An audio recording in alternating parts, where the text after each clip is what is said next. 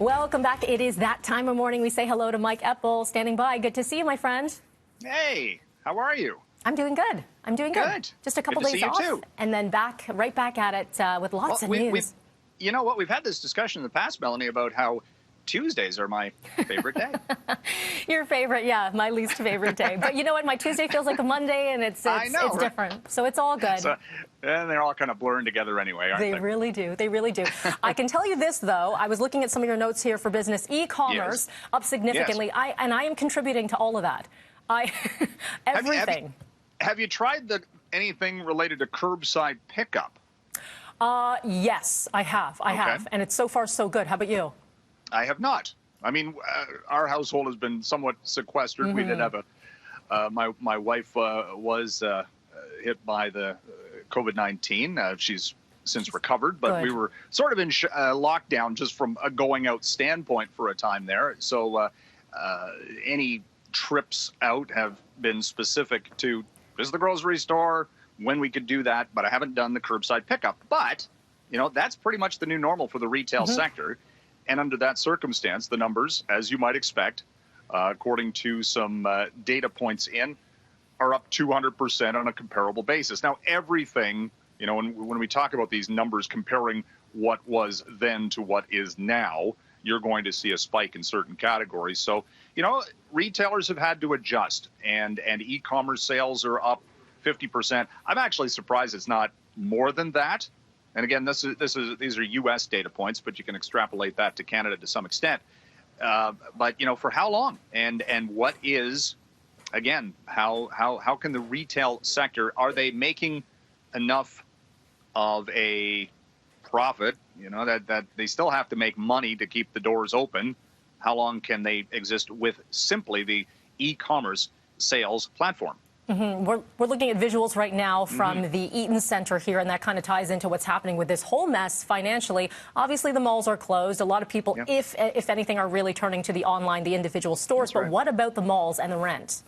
Well, the largest shopping mall owners in this country are seeing, you know, a lot of their tenants skip payments. Some tabulations indicating that, you know, maybe as few as 25% of the tenants actually paid the April rent. We've got rent coming due May the 1st in just a couple of days here, you know, and at the same time, these mall operators, they have bills to pay. So again, it's the ripple effect from a financial standpoint, because they have to cover their debts, and, you know, on and on it goes. So this is where the pressure is for an economic reopening, which we're seeing a little bit more in the United States. Whether it works, we don't know.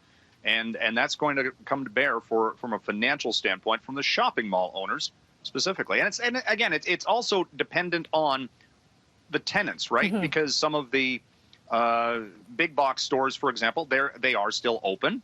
You know, it seems to be more of the urban, the Eaton Center, for example, right? Things like that, or Sherway, or Scarborough Town Center, that kind of thing. And you got to think about that prime real estate and just how much that land, how much rent would be here, right? Sitting idle. Pretty significant. Okay, talking crude. Yeah. Wow. This is remarkable again, and that's becoming the new normal, so to speak, for the oil market.